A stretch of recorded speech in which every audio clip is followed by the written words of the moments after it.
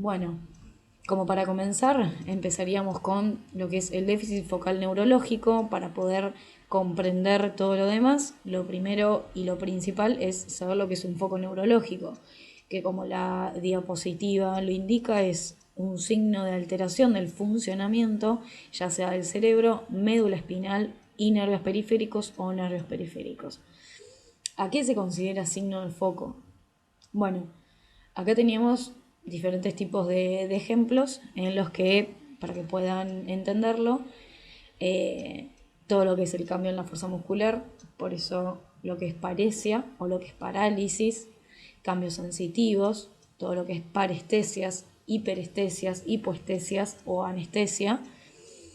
Luego el cambio en el tono muscular, hipertonía o hipotonía, cambios en los reflejos osteotendinosos, hiperreflexia, hiporreflexia y arreflexia, cambios en las funciones superiores como afasias o cambios en la conducta y cambios en la coordinación motora.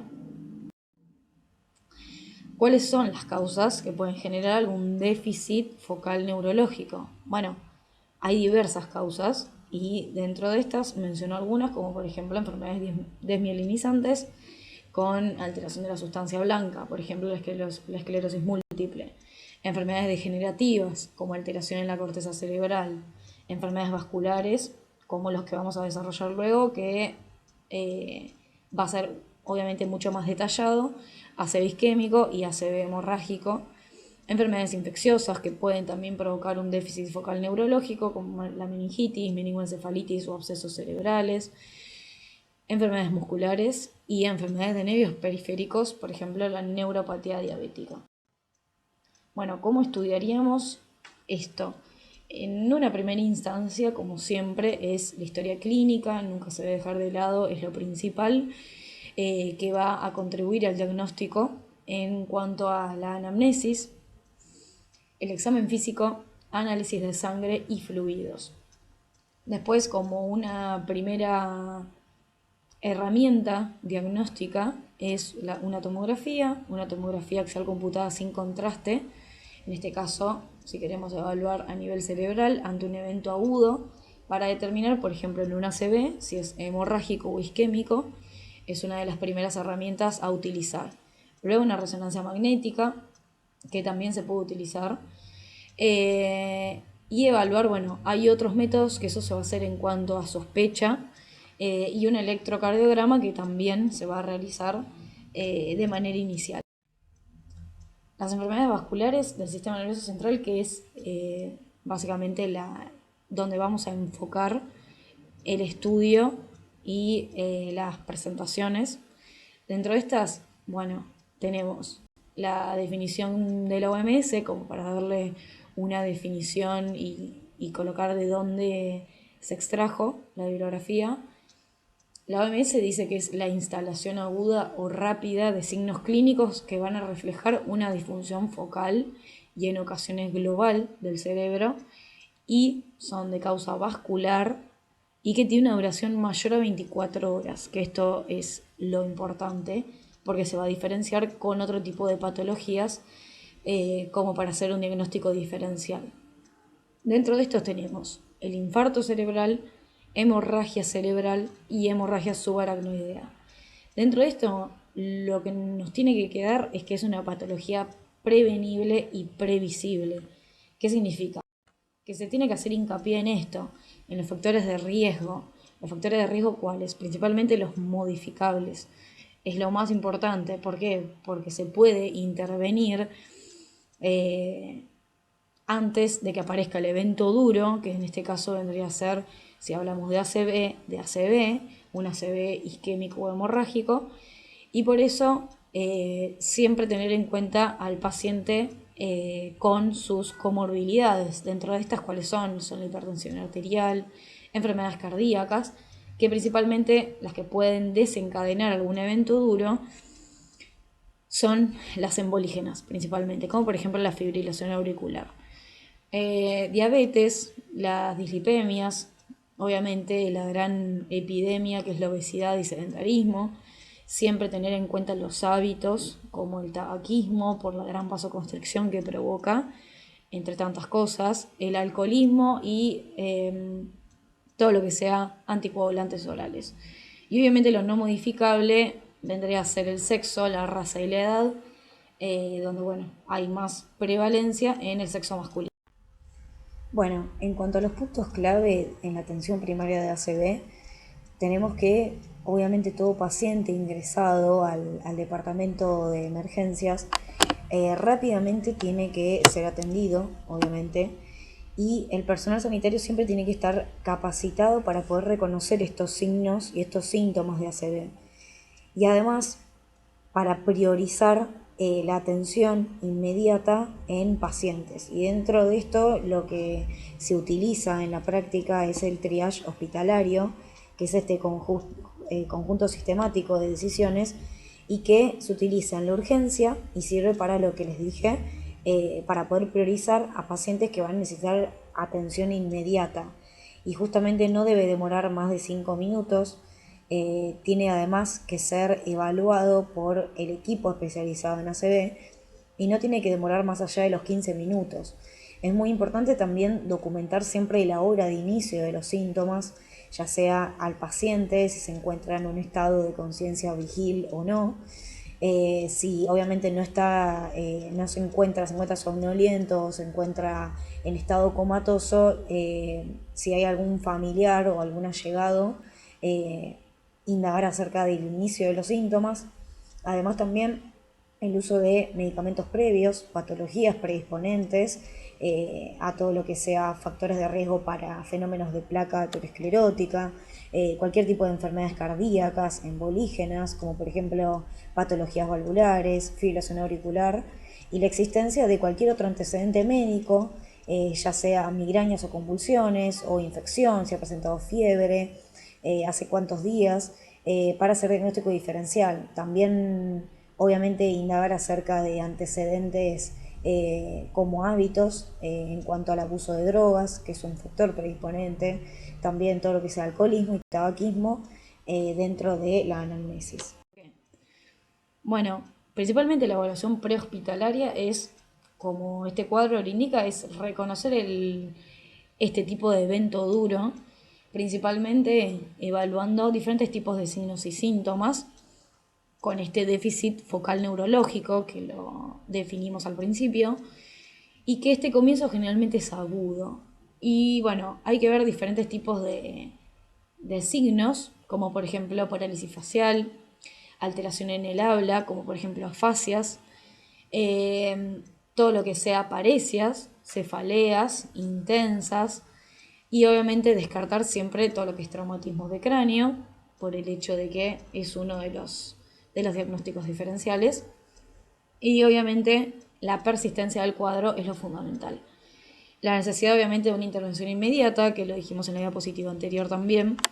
Lo importante es reconocerlo y actuar de manera inmediata. Determinar el momento de inicio, hace cuánto que el paciente se encuentra con signos y síntomas, si ha persistido por más de 24 horas, menos de 24 horas, y obviamente el traslado del paciente con sospecha de ACV. Bueno, ¿por qué se hincapié en cuanto a que dure más o menos de 24 horas? Porque bueno, justamente la clasificación de la patología isquémica teníamos que lo vamos a clasificar según la progresión en el tiempo. ¿Qué significa?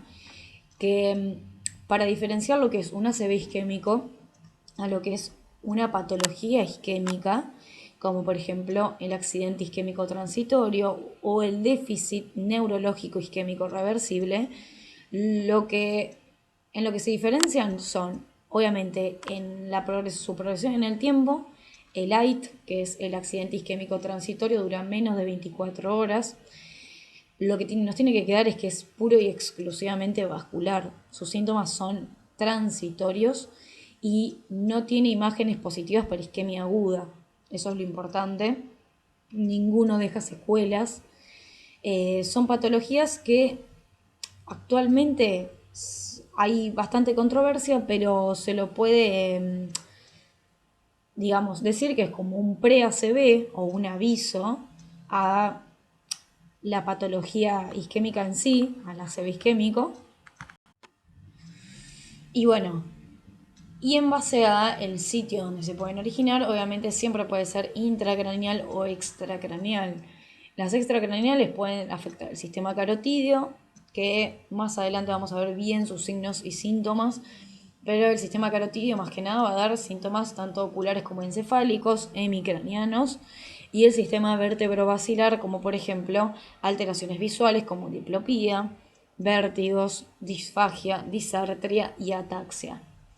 Y después RIN es un déficit neurológico isquémico reversible que va a durar hasta 72 horas, pero que no deja secuelas y se diferencia del accidente isquémico transitorio únicamente por el tiempo. Es un poco más prolongado en el tiempo, pero ninguno deja secuelas y lo que tiene que quedar es que son exclusivamente vasculares. Bueno, cuando hablamos sí de ACV isquémico es el accidente cerebrovascular más frecuente a que el hemorrágico. El hemorrágico es únicamente un 10% en cuanto a prevalencia. Este se instala más allá de las 72 horas, por eso es importante diferenciarlo de los dos anteriores que nombramos recién. Dentro del ACV isquémico, en cuanto a su fisiopatología, tenemos principalmente tres grandes grupos y dentro de estos tres grandes grupos hay uno que es obviamente el más frecuente, que es el aterotrombótico. El aterotrombótico también puede ser intra o extracraneal, tiene ciertas características, se suele dar en personas con factores de riesgo como todos los que nombramos al principio, los modificables, todo lo que es tabaquismo, alcoholismo, paciente obeso, sedentario, hipertenso principalmente. Y bueno, en estos casos la característica es que generalmente se instala durante el sueño o cuando el paciente generalmente se despierta. Dentro de esto la oclusión también puede ser de arteria carótida, dando cefaleas hemicranianas, dando alteraciones visuales, y la oclusión de la arteria vertebral da cefaleas principalmente occipitales. Dentro del embólico lo tenemos que pensar en todo paciente que presente, puede ser el debut de alguna patología cardíaca o puede ser un paciente que previamente se conoce enfermedades cardíacas. También hay que pensarlo en pacientes jóvenes, donde su instalación es de manera brusca. Se asocia más que nada a fibrilación auricular, donde muchas veces puede o no, pero generalmente no se asocia a factores de riesgo cardiovascular, por eso siempre hay que pensarlo en esos pacientes. No se presenta con pródromos, el paciente no viene ya con cefaleas de más de 24 horas de evolución, no presenta alteraciones focales neurológicas de maneras progresivas, sino que es algo de instalación brusca. Y el hemodinámico, bueno, es básicamente su fisiopatología vendría a ser el bajo gasto que genera una hipotensión mantenida y justamente el ACV isquémico. Bueno, ¿qué es lo importante en esto y por qué dice recordar por el hecho de que la ventana terapéutica es justamente el periodo en el que nosotros tenemos el tiempo para poder actuar de manera rápida y poder restablecer la irrigación de todo este tejido comprometido? Pero vendría a ser el periodo en el que nosotros sabemos que iniciaron los síntomas neurológicos y actuar de manera lo más rápido posible con su tratamiento adecuado, con tratamiento de reperfusión. ¿Por qué? Porque lo que tratamos de hacer es evitar que esto evolucione a, obviamente, un tejido no funcionante y por ende derive a la isquemia y necrosis. Entonces, si nosotros estamos frente a un paciente que no pueda referir cuándo fue el inicio de estos síntomas, ya sea porque es un paciente que se encuentra con un nivel de conciencia deteriorado, o sea, se encuentra con un Glasgow bajo, es un paciente o que está en coma o que se encuentra nubilado y no puede, o presenta signos focales neurológicos como afasia, no puede expresarse, entonces vamos a recurrir a testigos y si no hay testigos, no hay familiares, lo que, eh, lo que se toma como principal es que el comienzo va a ser incierto. Por ende, el inicio de la ventana terapéutica lo vamos a tomar como la última vez que fue visto sintomático. Como el periodo en el que nosotros tenemos que instaurar un tratamiento. Eso vendría a ser lo principal para tener en cuenta el tratamiento de reperfusión. Bueno, acá está lo que les decía, el sitio de penumbra isquémica es justamente la zona donde es potencialmente salvable. Es el tejido que rodea al centro del infarto que sufre isquemia. En este caso es reversible, sí, pero hasta un cierto tiempo. Por eso se trata de operar de manera rápida. Y sí, obviamente no hay cambios en la irrigación, se actúa tarde. Finalmente, esta penumbra isquémica va a culminar en un infarto, o sea, en un tejido no viable. Y bueno, justamente el objetivo de la revascularización siempre es salvar esta penumbra isquémica. Bueno, entonces, volvemos a lo mismo. ¿Por qué es tan importante hacer siempre lo que es el diagnóstico y el tratamiento de manera temprana? Todo se reduce a que si actuamos de manera rápida, va a tener un gran potencial esa parte y esa porción de penumbra isquémica a ser viable si nosotros podemos restituir el flujo sanguíneo en un determinado tiempo. Por ende, esto vendría a ser la deducción de que el tiempo es tejido cerebral. Entonces, mientras más nos demoremos en realizar un diagnóstico y un tratamiento adecuado, más tejido cerebral va a ser no viable. Por ende, va a derivar en el infarto y por ende la necrosis.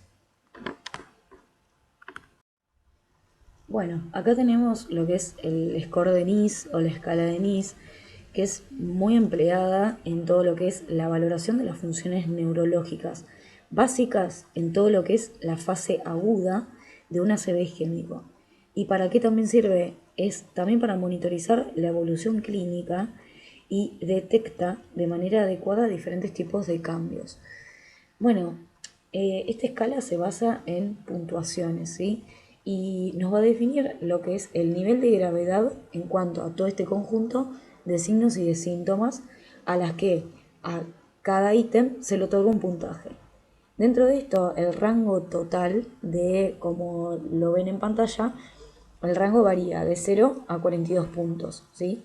Entonces, una puntuación de este score menor a 5 nos va a indicar que el ACV es menor, y si es una puntuación mayor a 20, generalmente es un ACV extenso. Además de todo lo que dije, el score de Nice también nos puede correlacionar asociado a la imagen, generalmente a la tomografía, nos correlaciona el volumen del infarto. Y además de eso, podemos evaluar y contribuir también a la localización de la oclusión arterial. Bueno, en cuanto al ACV hemorrágico, este tipo de patología constituye dentro de la totalidad de los ACV únicamente el 10%. Dentro del ACV hemorrágico, generalmente es, obviamente por su porcentaje, es menos frecuente, pero cuando se presenta es más mortal que el isquémico. Dentro de las clasificaciones, lo podemos clasificar dentro de 3 grandes grupos, como por ejemplo las hemorragias intraparenquimatosas, las intraventriculares y las subaracnoides. Dentro de las intraparenquimatosas, generalmente se dan en pacientes con factores de riesgo cardiovasculares y principalmente la causa principal suele ser la hipertensión arterial. Su cuadro clínico es que ocurre durante la vigilia, cuando el paciente está en actividad, en su actividad diaria, con déficit focal neurológico, obviamente, y que muchas veces cursa con signos de hipertensión endocraniana. En cuanto a obviamente su estado de conciencia, es un paciente que viene muchas veces con un estado de conciencia alterado, la mayoría de las veces. Es un cuadro mucho más agudo, más mortal, y se va a caracterizar más que nada por aparecer más que nada somnoliento o obnubilación o directamente en estado comatoso. En cuanto a las subaracnoideas, su factor de riesgo es más que nada las malformaciones vasculares, que ya es un paciente que venga, por ejemplo, con cefaleas centinelas, o su factor de riesgo como por ejemplo aneurismas. ¿En quiénes hay que sospecharlas? Obviamente en pacientes en los que descartemos, ya sea por imágenes y por antecedentes, de factor de riesgo cardiovascular, por ejemplo hipertensión y todos los que nombramos anteriormente como factores de riesgo modificables. Y en pacientes jóvenes, por ejemplo, con antecedentes familiares, hay que sospechar este tipo de ACV, donde lo descartamos con la imagen de la tomografía con hemorragia intraparenquimatosa y el diagnóstico final lo haríamos con una punción lumbar, siempre y cuando no haya signos de hipertensión endocraniana. Acá tenemos el cuadro que mencionaba. Es muy útil para poder diferenciar ACV isquémico y hemorrágico, donde muchas veces no es posible diferenciarlo porque, bueno, en las imágenes generalmente puede dar a cierta confusión. Dentro de esto tenemos el ACV isquémico, está el trombótico y el embólico como dos grandes grupos. Y dentro del trombótico, la edad principalmente se da en pacientes que tengan múltiples factores de riesgo, como por ejemplo en pacientes mayores de 60 a 70 años. Su causa era, como ya lo mencionamos, todo lo que son los factores de riesgo cardiovascular. Los factores de riesgo proateroscleróticos, principalmente pueden ser en vasos de cuello, pueden ser obviamente intracraneales, y los factores de riesgo principalmente son hipertensión, tabaquismo, dislipemia, diabetes, obesidad, sedentarismo. El cuadro clínico ocurre durante el reposo nocturno, generalmente, y presenta un déficit focal progresivo. No es abrupto, sino que empieza con signos de déficit focal neurológico, pero de manera progresiva. Este no presenta signos de hipertensión endocraniana, suele venir, digamos, a la guardia o al centro con un nivel de conciencia vigil, generalmente, y el diagnóstico en una primera instancia, obviamente sin omitir en todos la historia clínica, ya sea al paciente si se encuentra vigil o a sus familiares. Además de eso son las neuroimágenes. Las neuroimágenes va a ser principalmente o de entrada para poder diferenciar si hay isquemia o si hay hemorragias, es principalmente la tomografía sin contraste, que es útil en la mayoría de los casos después de las 48 horas, donde vamos a poder ver el sitio de isquemia. Si sospechamos por sus antecedentes, por la edad y descartando obviamente hemorragias, se le va a realizar un ecodoppler de vasos de cuello para evaluar el grosor y de los vasos de cuello, obviamente de las carótidas, electrocardiogramas y se puede hacer arteriografía. En el embólico, como dijimos, lo podemos sospechar en cualquier paciente, pero principalmente la sospecha en pacientes jóvenes, en pacientes en las que se desencadenó de manera brusca, sin pródromos, con déficit focal, sin signos de hipertensión endocraniana, y lo podemos sospechar obviamente en pacientes que tengan algún tipo de patología cardíaca, protrombótica o proembólica en realidad, que vendría a ser la fibrilación auricular. También cualquier tipo de valvulopatías o infarto agudo de miocardio por trombosis intramurales. Es importante. En su cuadro clínico, ya lo dijimos, es un déficit focal de manera brusca. La mayoría de los casos su nivel de conciencia es vigil, obviamente evaluándolo con su escala de Glasgow, y el diagnóstico también en una primera instancia se le hace obviamente anamnesis, examen físico y demás con tomografía sin contraste, obviamente un electrocardiograma, porque en el electrocardiograma como ya saben se puede obviamente valorar la fibrilación auricular, más si es una fibrilación auricular de manera aguda, un ecocardiograma bidimensional para valorar ya sea válvulas, paredes cardíacas, tanto ventriculares como auriculares y demás.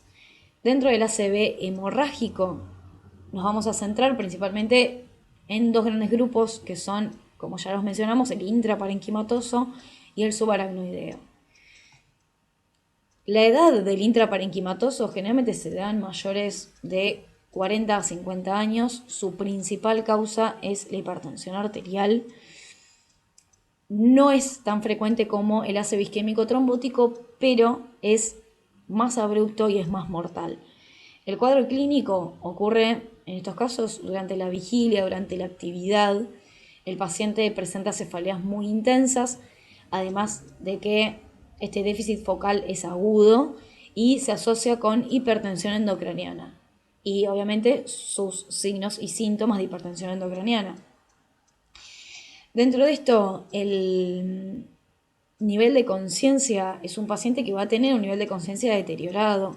Va a presentar, puede estar desde la somnolencia hacia la obnubilación o directamente encontrarse en un estado comatoso. El diagnóstico va a ser principalmente, como dijimos, una tomografía sin contraste para poder visualizar y hacer diagnóstico diferencial de áreas hiperdensas a diferencia de las hipodensas, como por ejemplo en el ACV isquémico. Es un método sensible, pero que puede confundirse en las primeras 24 horas hasta las 72 horas con un ACV isquémico. Y bueno, obviamente eso va a quedar a criterio de cada médico el poder hacer un diagnóstico diferencial entre uno y otro. Y después, en cuanto al ACV hemorrágico, principalmente las hemorragias subaracnoideas, su edad sospecharlo en jóvenes o en pacientes con antecedentes familiares, asociado a todo lo que es aneurismas, malformaciones vasculares. Bueno, el cuadro clínico del ACV hemorrágico, principalmente el subaracnoideo, ocurre en cualquier momento. Sus cefaleas son muy intensas, son las llamadas cefaleas centinela, que hay que sospecharlas en pacientes jóvenes o en pacientes con antecedentes ya de malformaciones vasculares. Es un paciente que viene generalmente con un nivel de conciencia alterado, al igual que el intraparenquimatoso, y presenta signos de irritación meningia, que puede confundirse con meningitis, ¿sí? Esto va a presentar vómitos, va a presentar fotofobia, sin fiebre, rigidez de nuca, puede haber también como complicación convulsiones. Y el diagnóstico, siempre en una primera instancia, diagnóstico de tomografía sin contraste. Si lo sospechamos y no hay, obviamente, hipertensión endocraniana, se le hace la punción lumbar.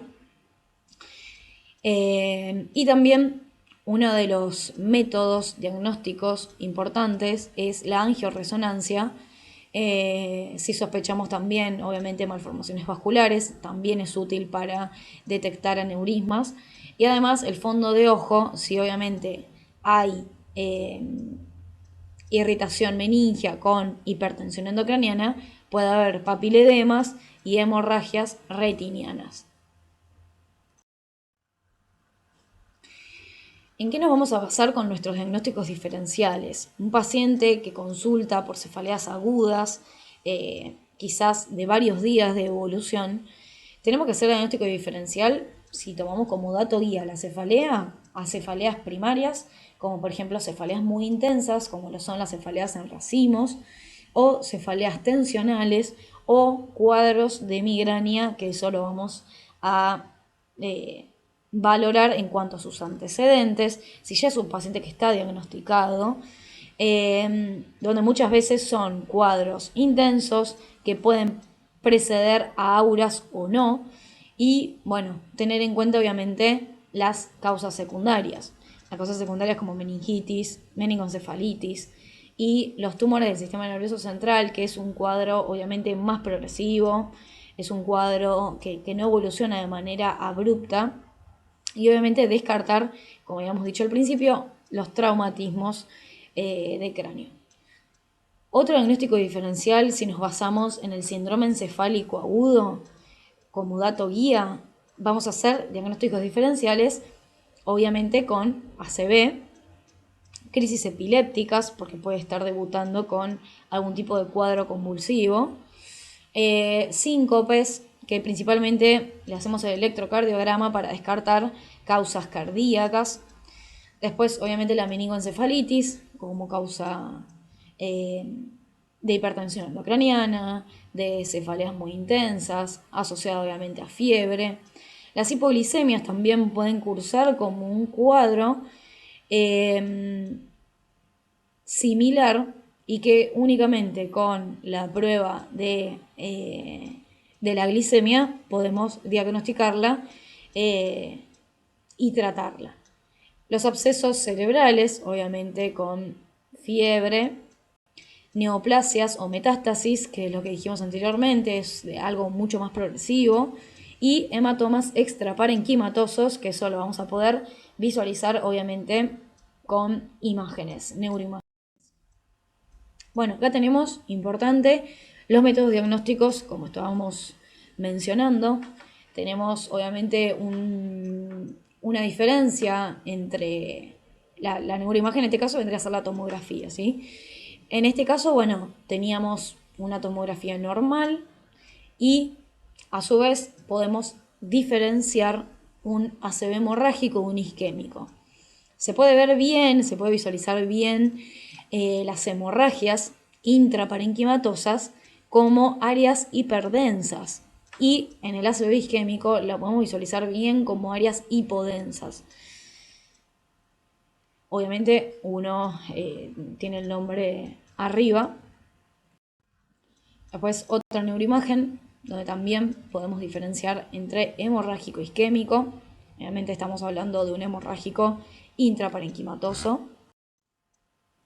Y bueno, en cuanto a la conducta inicial, ¿qué tipo de conductas vamos a tomar en cuanto a un paciente que llega a la guardia en este estado? No podemos y no sabemos cómo diferenciarlo. Obviamente, en una primera instancia, como todo, es la anamnesis, ya sea al paciente si está en un estado vigil o a sus familiares.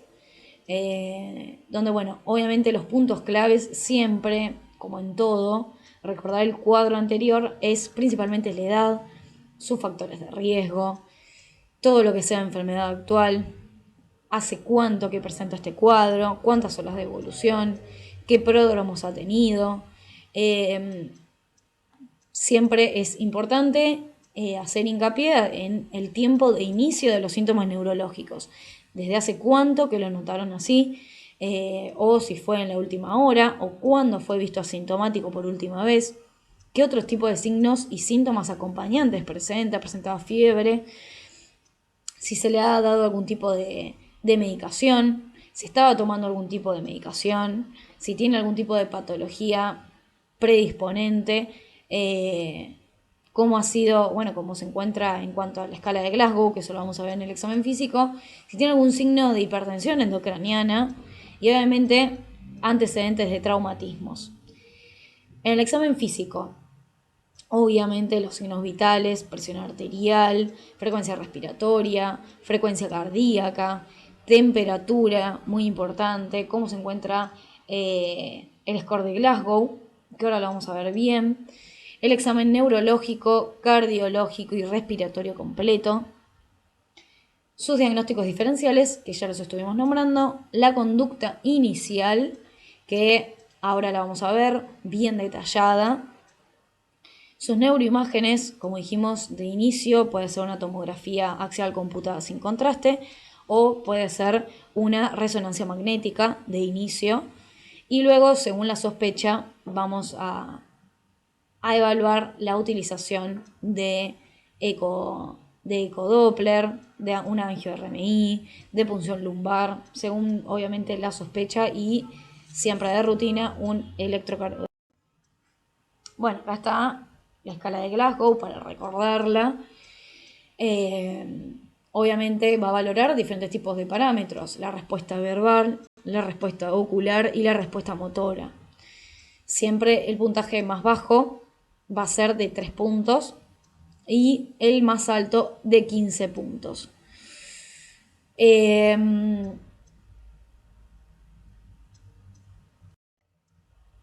conducta inicial se toma frente a un paciente así?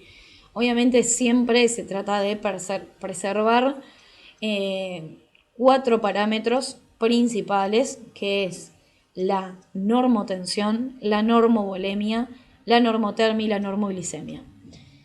Siempre en un paciente se va a evaluar obviamente y se va a implementar el ABC en un paciente no traumatizado, obviamente valorar la vía aérea, la permeabilidad de la vía aérea, la circulación, valorar obviamente el estado cardiológico, además de sus signos vitales, un electrocardiograma, un monitoreo continuo de su frecuencia respiratoria, de la saturación arterial de oxígeno, muy importante, si es un paciente que está saturando menos de 94, menos de 93, se va a tener que iniciar medidas para aumentar la saturación arterial de oxígeno. Colocar vías venosas periféricas para justamente mantener la normovolemia. Además, obviamente un control estricto de la frecuencia cardíaca, presión arterial, siempre de todos los signos vitales, determinar la glicemia, muy importante, ya que si presenta hipoglicemia o hiperglicemia debe ser tratada de manera inmediata. Evaluar también, obviamente, según el score de Glasgow, el requerimiento de intubación o la colocación de sonda nasogástrica.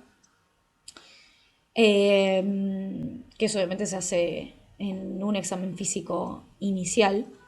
El laboratorio se va a pedir un laboratorio completo, principalmente para valorar el medio interno, y se va a pedir lo que es el hemograma con recuento de plaquetas, glicemia, urea creatinina, un ionograma, coagulograma muy importante y los marcadores de isquemia cardíaca, como por ejemplo las troponinas.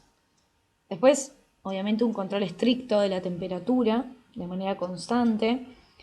La administración por ahí de la heparina como anticoagulante no se lo utiliza en la etapa aguda o no se recomienda, hay muchas controversias en cuanto a esto.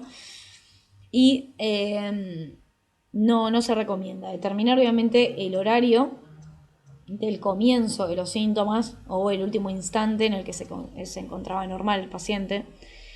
Y, como todo, obviamente obtener el contacto de algún familiar o algún allegado, el transporte al centro hospitalario apropiado, que eso es muy importante, obviamente se lo tiene que derivar a cualquier centro que presente imágenes y que presente un centro mucho más especializado para tanto su diagnóstico como para su tratamiento.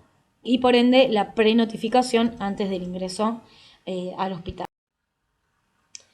¿Cómo tratamos a este paciente? Al paciente con ACV isquémico. Primero es la estabilización del paciente con todos los parámetros, como habíamos visto recién en la conducta inicial. Además, se administra aspirina dosis de carga de 300 miligramos endovenosos, o puede ser también vía oral. Esto se da obviamente porque en los casos del trombótico, del ACV isquémico trombótico, por el fenómeno de placa. Y además se va a valorar el score de NIS, que mediante el score de NIS a nosotros además también nos permite evaluar lo que es el estado del paciente y además la terapéutica a seguir. Siempre el centro receptor al que nosotros lo derivamos de manera obviamente temprana tiene que tener obviamente la posibilidad de realizar neuroimágenes en menos de 25 minutos, obviamente de la llegada al centro, es lo recomendable. Y se inicia un tratamiento fibrinolítico, es básicamente para el diagnóstico.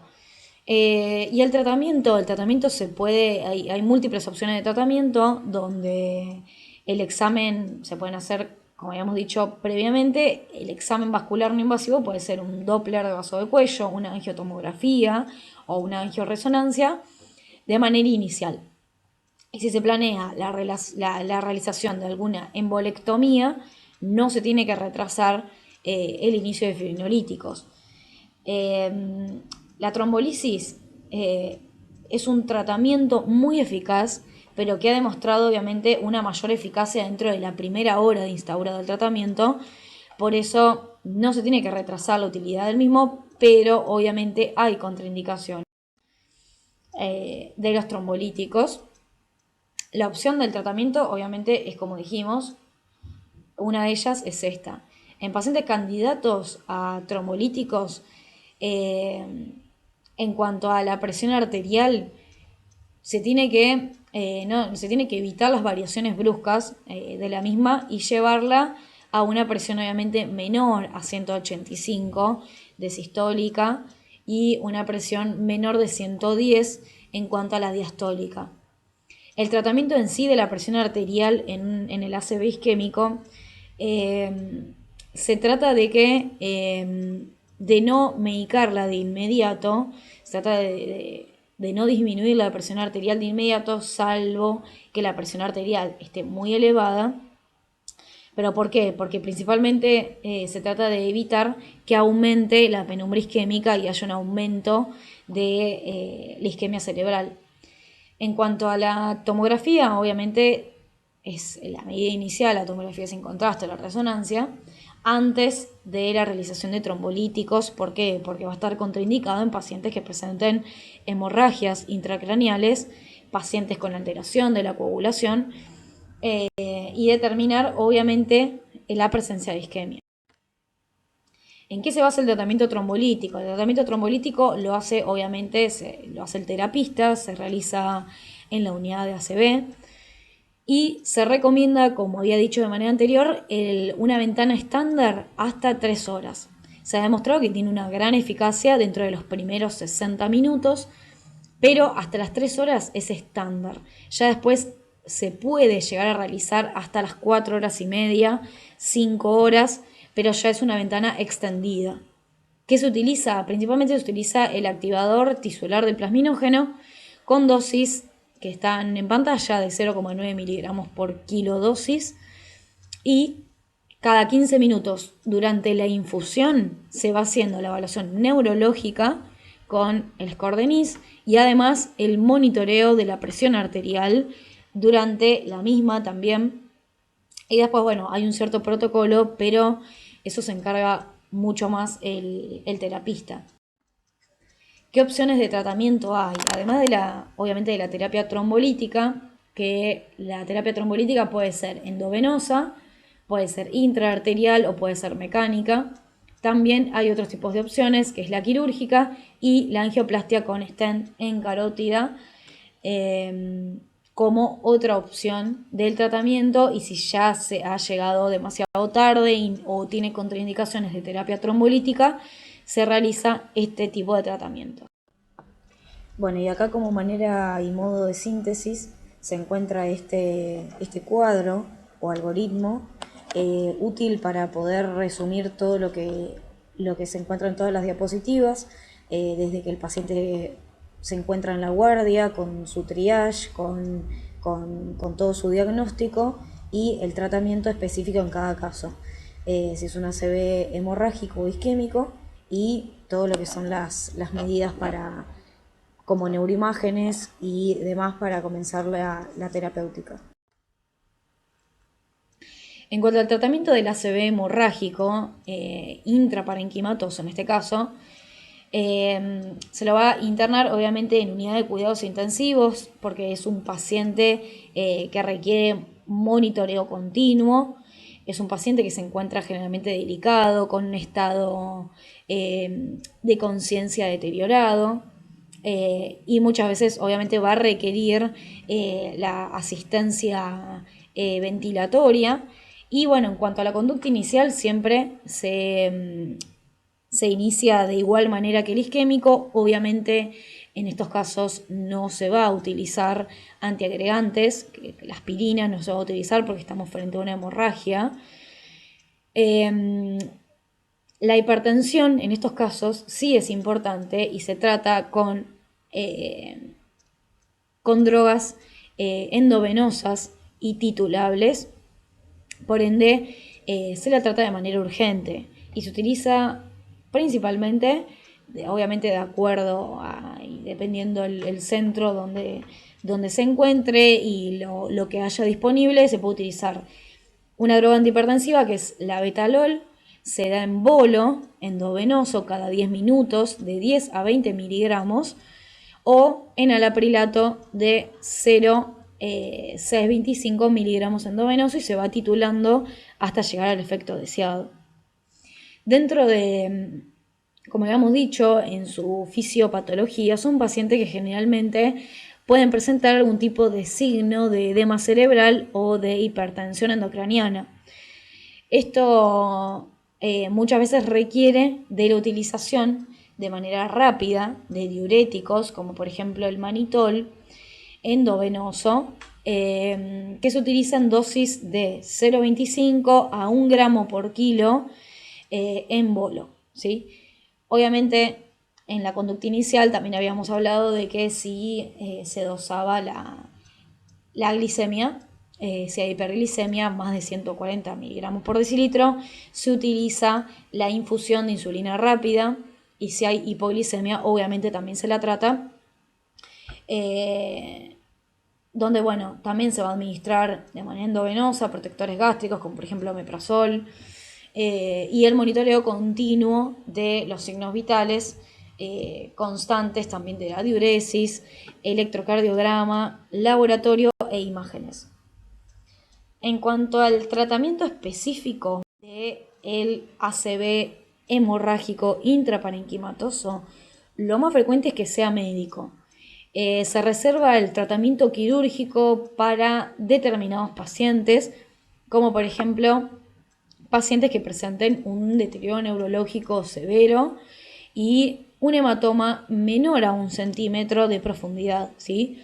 Donde en este caso, bueno, se haría la evacuación del hematoma. En los casos de hemorragia cerebelosa mayor a 3 centímetros con deterioro del estado neurológico, también se puede realizar el tratamiento quirúrgico.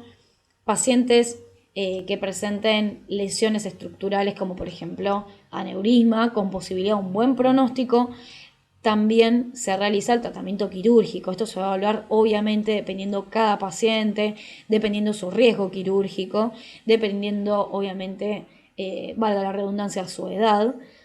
Y obviamente pacientes jóvenes con hemorragias lobares de tamaño moderado a pequeño, cuyo estado neurológico se va deteriorando, también son candidatos a un tratamiento quirúrgico. Los que no van a ser candidatos a cirugía son pacientes que presenten déficit neurológico mínimo, que no presenten una hemorragia intracerebral menor a, que presenten, perdón, una hemorragia menor a 10 mililitros, o que el paciente ya se encuentre en un coma profundo. Ya estos pacientes no van a ser candidatos a cirugía, al igual que pacientes que presenten un riesgo quirúrgico muy elevado y no tengan, digamos, no sean candidatos a cirugías como por ejemplo los que nombramos recién. En cuanto al tratamiento de la hemorragia subaracnoidea, también se realiza obviamente su ingreso en unidad de terapia intensiva, con su monitorización constante, la interconsulta con neurocirugía, ya que, bueno, muchas veces, obviamente la conducta inicial siempre se procede de la misma manera, ya sea tanto para diagnóstico, digamos, en imágenes, igual que el ACV hemorrágico, salvo el control de la presión arterial. Siempre en el ACV hemorrágico intraparenquimatoso se realiza la disminución de la presión arterial, como lo habíamos dicho anteriormente. Obviamente en este caso siempre se tiene que evitar, como el isquémico también, presiones sistólicas superiores a 180 o 185. Y en estos casos el tratamiento quirúrgico es útil y disminuye las secuelas y disminuye la mortalidad. Bueno, acá está la bibliografía. La bibliografía fue basada principalmente en la Sociedad Argentina de Neurología. Muchos artículos se han extraído del Instituto Fleni y obviamente en diferentes guías importantes y actualizadas acerca de ACV tanto isquémico como ACV hemorrágico. Así que bueno, espero que haya servido, que se le pueda haber dado un pantallazo general acerca de qué tipo de patologías provocan déficit focal neurológico y de su diagnóstico y tratamiento. Y bueno, espero que que haya sido útil y muchas gracias por su atención.